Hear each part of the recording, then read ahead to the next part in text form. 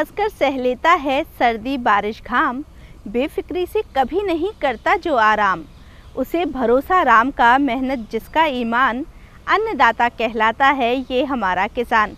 हमारे मेहनत कश किसान भाई बहनों का हम करते हैं स्वागत भारत सरकार के कृषि मंत्रालय के कार्यक्रम कृषि दर्शन में। नमस्कार, मैं हूं आपके साथ चंचल। किसान भाइयों, कृषि दर्शन कार्यक्रम के माध्यम से हम खेतीबाड़ी से जुड़े हर नवाचार की जानकारी सबसे पहले आप तक पहुंचाने का प्रयास करते हैं। साथ ही साथ कृषि से जुड़े हुए मेले, उत्सव, आयोजनों में भी आपको शिरकत करवाते हैं। आज भी एक ऐसे ही आयोजन का हम हिस्सा बनेंगे, मगर उससे पहले आइए देखते हैं खबरें खेती की। किसान भाइयों नमस्कार, खबरें खेती की में आपका स्वागत है। आइए देखते हैं खेती से जुड़ी आज की खास खबरें। किसान अपने लिए खुद तैयार करें बीज, गोबर और गोमूत्र की उपयोगिता समझें पशुपालक, और किसानों को चना किस्म GNG 2144 पर दी जानकारी। किसान प्रशिक्षण में कृषि वैज्ञानिकों ने कहा कि किसान अपने लिए बीजोत्पादन लेके कृषि लागत को घटा सकते हैं और साथ ही दूसरे किसानों को गुणवत्तापूर्ण बीज उपलब्ध करवाकर अपनी आय भी बढ़ा सकते हैं। ICAR प्रोजेक्ट के तहत कृषि विज्ञान केंद्र चित्तौड़गढ़ और MPUAT के संयुक्त तत्वावधान में एक दिवसीय किसान प्रशिक्षण कार्यक्रम का आयोजन किया गया। खेड़ा गांव में आयोजित इस प्रशिक्षण में किसानों को बीज उत्पादन के बारे में जागरूक किया गया। किसानों को बीज उत्पादन के दौरान रखी जाने वाली सावधानियों के बारे में बताया। कृषि विश्वविद्यालय उदयपुर के प्रसार शिक्षा निदेशक डॉक्टर RA कौशिक ने कहा कि किसान अपने लिए खुद बीज तैयार करें, इससे कृषि लागत में कमी आएगी, बीज बिक्री से मुनाफा भी ज्यादा मिलेगा। कृषि विज्ञान केंद्र के वरिष्ठ वैज्ञानिक डॉक्टर रतनलाल सोलंकी ने किसानों को बीज उत्पादन की तकनीकी जानकारी दी, जिप्सम प्रयोग और हरी खाद से होने वाले फायदों के बारे में बताया। उन्होंने कहा कि दलहनी फसलों की बुवाई से जमीन में नाइट्रोजन की मात्रा बढ़ती है, मृदा की उर्वरा शक्ति भी बेहतर बनी रहती है।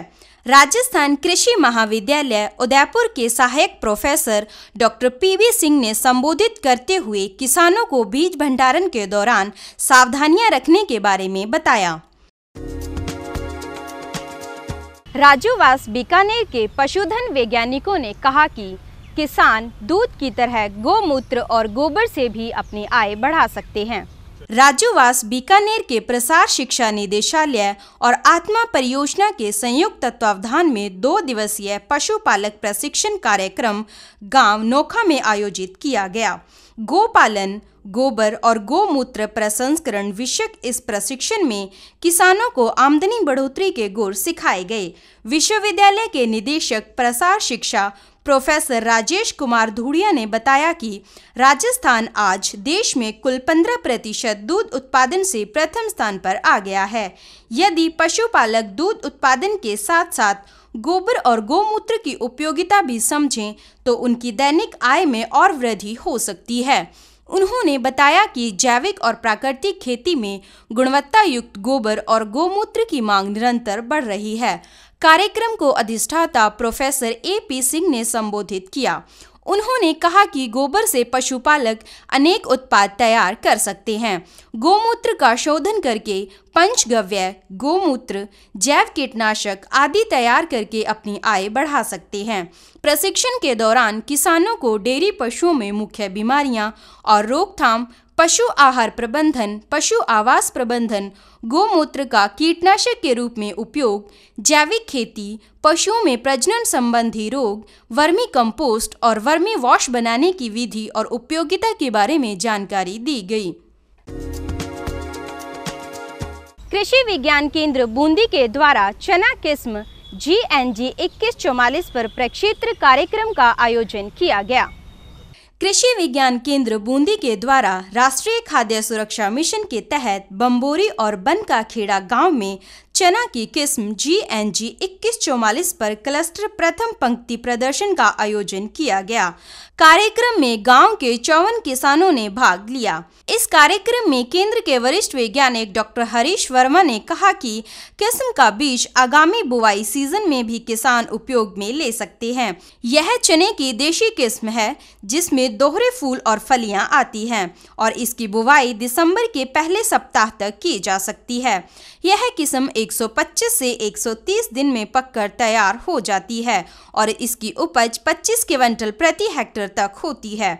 इसमें प्रोटीन की मात्रा 21% होती है और यह उकटा, जड़ गलन और एस्कोकाइटा झुलसा रोग के प्रति सहनशील है। प्रक्षेत्र कार्यक्रम के दौरान किसानों को श्री अन्न के बारे में भी जानकारी दी गई। गृह वैज्ञानिक डॉक्टर कमला महाजनी ने मूल्य संवर्धन पर जानकारी देते हुए चने से तैयार किए जाने वाले उत्पादों की जानकारी दी। वहीं श्री अन्न बाजरा, ज्वार, रागी, सांवा, कंगनी, कौदा, कुटकी और चीना को दैनिक आहार में शामिल करने की बात किसानों से कही। किसान भाइयों, खबरें खेती की में आज इतना ही। आप देखते रहिए कृषि दर्शन। नमस्कार। किसान भाइयों, कार्यक्रम में आपका एक बार फिर से स्वागत है। जैसा कि हम सब जानते हैं कि संयुक्त राष्ट्र संघ UNO ने वर्ष 2023 को मोटा अनाज वर्ष घोषित किया है। इस घोषणा के चलते कृषि विपणन विभाग ने बीते दिनों राजस्थान में राजस्थान मिलेट्स कॉन्क्लेव का आयोजन जयपुर के दुर्गापुरा स्थित कृषि प्रबंधन संस्थान में किया। यहाँ पर इस कॉन्क्लेव में मोटे अनाज के महत्व को बताया गया। साथ ही साथ विशेषज्ञों के द्वारा किसानों को मोटे अनाज को किस तरीके से नवाचारों के साथ उगाया जा सकता है, बाजार में उनकी मांग क्या है, सह उत्पाद किस तरह बनाए जा सकते हैं, जैसे सवालों के जवाब भी दिए। हमारे वो किसान भाई जो इसमें सीधे जाकर जुड़ सके वो तो बधाई के पात्र हैं ही, लेकिन हमारे ऐसे किसान भाई बहन जो इस आयोजन में शिरकत नहीं कर पाए, उन्हें निराश होने की ज़रूरत नहीं है, क्योंकि कृषि दर्शन की पूरी टीम ने आपके लिए इस आयोजन को कैप्चर किया।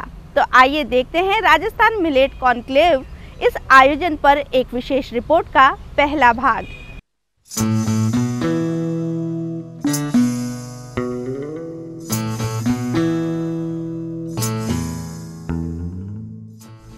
किसान भाइयों, जैसा कि हम सभी जानते हैं, वर्ष 2023 को इंटरनेशनल ईयर ऑफ मिलेट्स अर्थात अंतर्राष्ट्रीय पोषक अनाज वर्ष के रूप में मनाया जा रहा है।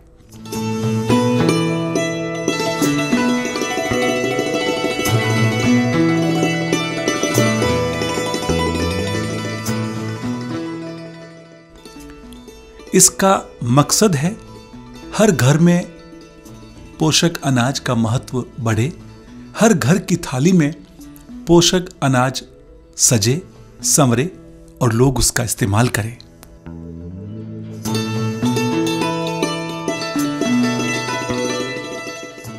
अंतर्राष्ट्रीय पोषक अनाज वर्ष का एक और मकसद है आमजन में मिलेट्स के प्रति जागरूकता बढ़ाना, खेती किसानी में मिलेट्स को प्रोत्साहन देना और साथ ही आम जन की सहभागिता सुनिश्चित करना।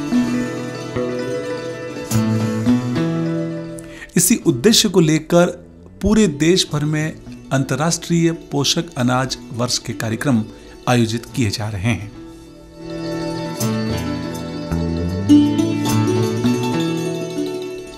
राजस्थान सरकार के कृषि विपणन विभाग द्वारा भी 13 से 14 मार्च तक राजधानी जयपुर के कृषि अनुसंधान संस्थान दुर्गापुरा में राजस्थान मिलेट्स कॉन्क्लेव का आयोजन किया गया। समारोह में कृषि स्टार्टअप को आमंत्रित किया गया और उनकी स्टॉल्स भी लगाई गई।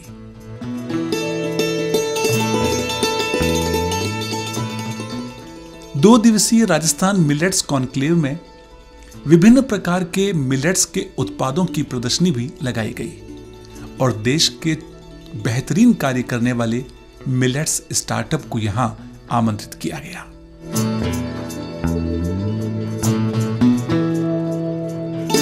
कृषक वैज्ञानिक संवाद का यहां आयोजन किया गया और साथ ही कई प्रकार की गतिविधियां मिलेट्स को प्रोत्साहन करने वाली यहां किसानों के लिए रखी गई। किस तरह से हमारे किसान मिलेट्स की प्रोसेसिंग करें और साथ ही अधिक मुनाफा कमाए, इन विषयों पर यहाँ विभिन्न सत्रों में व्याख्यान भी आयोजित किए गए, जिसमें जाने पहचाने कृषि वैज्ञानिकों ने व्याख्यान प्रस्तुत किए।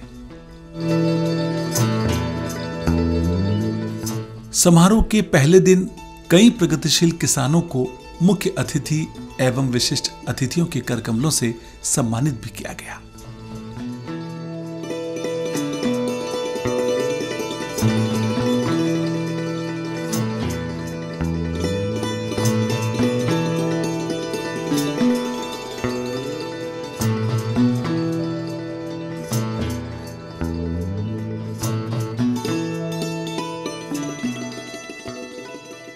राजस्थान मिलेट्स कॉन्क्लेव के उद्घाटन सत्र में बतौर मुख्य अतिथि पहुंचे राजस्थान के मुख्यमंत्री अशोक गहलोत।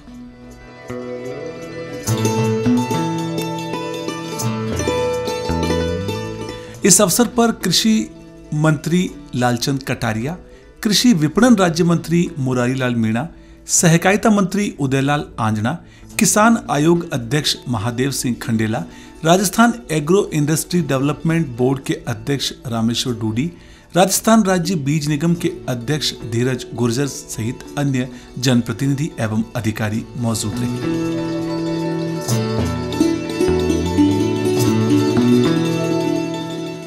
मुख्यमंत्री अशोक गहलोत ने अपने उद्बोधन में कहा कि राजस्थान में मिलेट्स पर रिसर्च की काफी संभावनाएं हैं।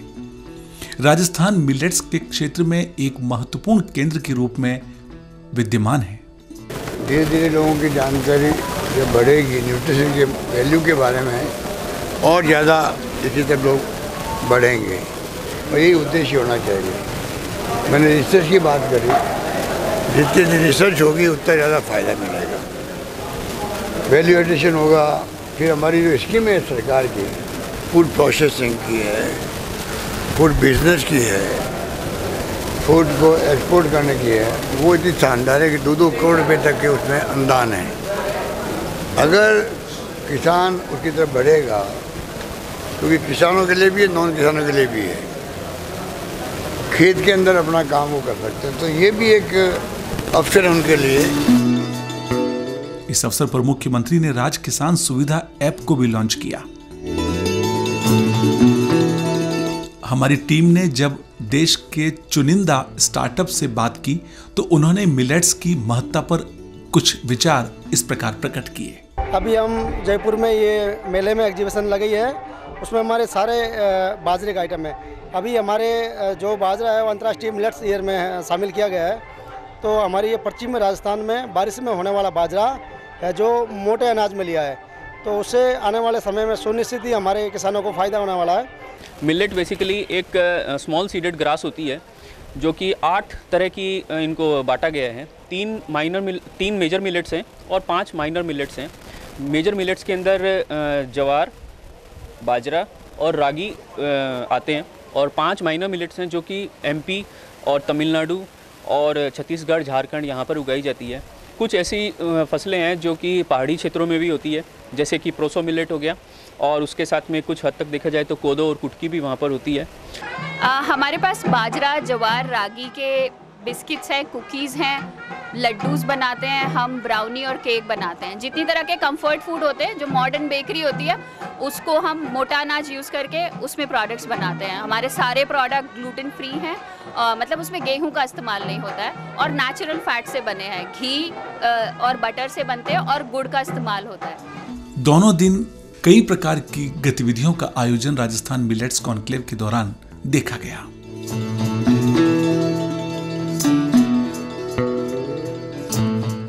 किसानों में काफी उत्साह दिखा इस आयोजन को लेकर। आइए मिलते हैं कुछ प्रगतिशील किसानों से और जानते हैं राजस्थान मिलेट्स कॉन्क्लेव के बारे में उनके अनुभव। तो ये प्रोग्राम मुझे बहुत अच्छा लगा और काफ़ी अब मिलेट को देख के लोगों में काफ़ी वो जागरूकता भी आ रही है, हेल्थ कॉन्शियस हो रहे हैं लोग।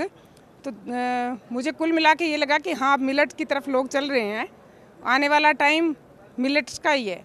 मुझे आके यहाँ बहुत अच्छा लगा, मैंने बताया भी आपको कि बहुत अच्छा लगा और ये प्रोग्राम ऐसे होने चाहिए होते रहने चाहिए। एक जयपुर में नहीं, हर ज़िले में भी आपको ये छोटे मोटे प्रोग्राम रखने चाहिए ताकि लोगों में जागरूकता आए। और वो ये जो गेहूँ तो देखिए जो हमें ज़रूरी है वो खाना होता है, मेरी आदत शुरू से है कि गेहूँ खाओ, पर जो ये मिलेट्स के लिए हैं उसमें ऐसा है सर, जैसे बीमारियों से वो निजात मिलेगी हमें, शुगर के लिए या जो भी है आने वाला टाइम मिलेट्स का ही है, तो इसके लिए आपको प्रोग्राम रखने चाहिए और होना चाहिए। मुझे बहुत अच्छा लगा जब हमने राजस्थान कृषि विपणन विभाग के निदेशक और राजस्थान राज्य कृषि विपणन बोर्ड के प्रशासक सीताराम जाट से इस आयोजन के बारे में बात की तो उन्होंने विस्तार से कुछ इस प्रकार बताया। हम कैसे बाजरे को और मिलेट्स को आम जन की डाइट में वापस लेके आए। पहले जैसा हमारे परंपरागत रूप से आम आदमी गांव के अंदर मिलेट्स या बाजरा ज्वार इनका भोजन में सम्मिलित था, उसकी थाली में सम्मिलित था, लेकिन समय के साथ में धीरे धीरे ये चीज़ें कम हुई, जबकि हमारा उत्पादन का आधार बाजरे से जुड़ा हुआ है। तो राज्य सरकार की ये मंशा है कि हम जो कुछ पैदा कर रहे हैं और जिसके जो इनकी जो न्यूट्रिशनली या हम कहें कि पोषण की दृष्टि से जो इनका वैल्यू है, उसको देखते हुए आमजन में वापस इसको लेके जाएं, आमजन की थाली में इसको लेके जाएं। इस उद्देश्य से इस कॉन्क्लेव का आयोजन किया जा रहा है। जब हमारी टीम ने बात की राजस्थान के कृषि आयुक्त कानाराम से तो उन्होंने इस आयोजन की महत्ता पर कुछ यूं प्रकाश डाला। हर व्यक्ति के परिवार में पोषक अनाज सजे संवरे और इसी उद्देश्य के साथ न केवल किसान वर्ग तक बल्कि आम जन तक मिलेट्स की उपादेयता पहुँचे, इस संबंध में जागरूकता पहुँचे, इसी उद्देश्य को लेकर राजस्थान सरकार के कृषि विभाग और कृषि विपणन बोर्ड द्वारा एक बड़े प्रयास के रूप में राजस्थान मिलेट्स कॉन्क्लेव का आयोजन राजधानी जयपुर में किया जा रहा है। इस वक्त हमारे साथ है राजस्थान सरकार के कृषि विभाग के आयुक्त कानाराम जी साहब। आपसे जानते हैं सर, किस थीम के साथ और किस उद्देश्य को लेकर जिस तरह से पूरे ग्लोबली वैश्विक स्तर पर हमारे मिलेट्स को जो एक प्रोत्साहन मिल रहा है, इस दिशा में राजस्थान सरकार का ये 2 दिवसीय कॉन्क्लेव किस हद तक किस उद्देश्य के साथ किया जा रहा है? जैसा आपने अभी बताया है कि इस साल इंटरनेशनल मिलेट्स ईयर के रूप में मनाया जा रहा है और चूंकि मिलेट्स के अंदर हमारा देश जो है सबसे बड़ा उत्पादक कंट्री है और उसमें भी राजस्थान जो है वो सबसे बड़ा उत्पादक राज्य है, तो ऐसे में मिलेट्स में as a leading partner Rajasthan काम कर रहा है। और ये हमारे लिए एक सौभाग्य की बात है कि इस मिलेट्स ईयर के अंदर हमारे जितने भी स्टेक होल्डर्स हैं, चाहे वो हमारे किसान हैं, हमारे FPOs है, प्रोसेसिंग्स वाले हैं या स्टार्टअप्स हैं, उन सबको एक साथ जोड़ते हुए हमने ये 2 दिवसीय राजस्थान मिलेट कॉन्क्लेव का आयोजन किया है। और बड़ा ही अच्छा ये आयोजन कल भी रहा और आज भी चल रहा है। बड़ी संख्या में विभिन्न स्टेक होल्डर ने पार्टिसिपेट किया है और इन सब का जो बेसिक उद्देश्य है कि हम मिलेट्स के बारे में लोगों को जागरूकता दें, क्यों मिलेट्स हमारी थाली का पार्ट बनना चाहिए, क्या इसकी हेल्थ के पॉइंट ऑफ व्यू से इम्पोर्टेंस है। और साथ ही साथ जो मिलेट्स के प्रोडक्शन में हमने देखा होगा राजस्थान सबसे बड़ा उत्पादक राज्य ज़रूर है, लेकिन आज भी हमारी बाजरा की उत्पादकता जो है वो काफ़ी कम है। और स्पेशली जो हमारे वेस्टर्न राजस्थान के डिस्ट्रिक्ट है, चाहे वो बाड़मेर हो, जैसलमेर हो, जालौर हो, वहाँ पर हेक्टर 6 क्विंटल 7 क्विंटल के आसपास बाजरा होता है, जबकि जो पोटेंशियल यील्ड है वो लगभग 28 से 30 क्विंटल के आसपास हो सकती है। तो हम ऐसे क्या प्रयास करें जिससे कि बाजरा की उत्पादकता बढ़े। इंटरनेशनल ईयर ऑफ मिलेट्स जो भारत सरकार मना रही है, ये यूनाइटेड नेशंस में इसकी प्रस्ताव रखी गई थी, जो हमारे प्रधानमंत्री ने काफ़ी इसको आगे बढ़ के किया था और यूनाइटेड नेशंस ने भारत के प्रस्ताव को 5 मार्च 2021 को स्वीकार किया। तो international year of millets Bharat में ही नहीं बल्कि पूरे देश में और पूरे दुनिया में मनाई जा रही है और भारत सबसे बड़ा प्रोड्यूसर मिलेट्स का है। राजस्थान सरकार भी सबसे बड़ा प्रोड्यूसर इंडिया में है मिलेट्स का। तो इंटरनेशनल ईयर ऑफ मिलेट्स में बहुत सारे कदम उठाए जा रहे हैं, जैसे कि हमारे मिलेट्स को ब्रांडिंग देना, मार्केटिंग करना, स्टार्टअप्स को प्रोत्साहन देना, स्टेट मिलेट मिशंस हम काफ़ी हो रहे हैं और जो मिलेट्स का जो कंजम्पशन और डिमांड बढ़ाना है, इसको बहुत बढ़ावा मिलेगा इंटरनेशनल ईयर ऑफ मिलेट्स से और पूरे दुनिया में इसकी प्रचार हो रही है और भारत आगे बढ़ के इसमें बहुत काम कर रहा है। हमारे जितने एम्बेसीज़ हैं इंडिया के, जो बाहर विदेश में एम्बेसीज़ हैं, उसमें भी कार्यक्रम हो रहा है। पूरे विश्व का जो उत्पादन होता है मिलेट्स का, पोषक अनाज का, वो उसका 20% उत्पादन भारत में होता है और पूरे भारत का जो मिलेट्स में उत्पादन है उसका 28% राजस्थान में होता है। तो अगर इस दृष्टि से देखें तो भारत में राजस्थान का रोल मिलेट्स के क्षेत्र में बहुत अधिक है, उत्पादन के क्षेत्र में, और इस रोल को अब हमें बढ़ाना है। तो उसी उद्देश्य से कि इस रोल को हम किस तरह से प्रसंस्करण के क्षेत्र में हमारे स्टार्टअप्स को बढ़ाने के लिए, हमारे जो किसान हैं उनकी प्रोडक्टिविटी जो मिलेट्स भी कैसे बढ़ सकती है, इन सभी उद्देश्यों के हिसाब से यहाँ पर 2 दिवसीय मिलेट कॉन्क्लेव का आयोजन किया जा रहा है। और आपको मालूम है 2023 संयुक्त राष्ट्र महासभा द्वारा इंटरनेशनल ईयर ऑफ मिलेट घोषित किया है। किसान भाइयों, राजस्थान मिलेट्स कॉन्क्लेव निश्चित रूप से एक सफल आयोजन के रूप में दिख रहा था। किसान भाइयों ने बहुत ही उत्साह के साथ इस आयोजन में भाग लिया और जिस तरह से 2023 में अंतर्राष्ट्रीय पोषक अनाज वर्ष के तहत विभिन्न प्रकार के कार्यक्रम आयोजित किए जा रहे हैं, इस प्रकार के आयोजनों में किसान भाइयों को भाग लेना चाहिए और अपनी भागीदारी सुनिश्चित करनी चाहिए। जैसा कि इसके नाम से स्पष्ट है, हर घर में मिलेट्स सजे सवरें और थाली का हिस्सा बने, इसी थीम को लेकर राजस्थान मिलेट्स कॉन्क्लेव का आयोजन किया गया। किसान भाइयों, हमें पूरा विश्वास है कि आज के कार्यक्रम में मिली जानकारी का आप पूरा लाभ उठाते हुए मोटे अनाज का उत्पादन करेंगे। साथ ही साथ वो किसान भाई जो मोटे अनाज से सह उत्पाद बनाकर बाजार में बेचना चाहते हैं, उनको भी उनके सवालों के जवाब जरूर मिले होंगे। आप कार्यक्रम में क्या कुछ नया देखना चाहते हैं, इसके लिए आप हमें पत्र लिख सकते हैं। हमारा पता है कार्यक्रम कृषि दर्शन, डीडी राजस्थान, दूरदर्शन केंद्र, जयपुर। आप हमें ईमेल भी कर सकते हैं। हमारा ईमेल आईडी है krishidarshanjaipur@gmail.com।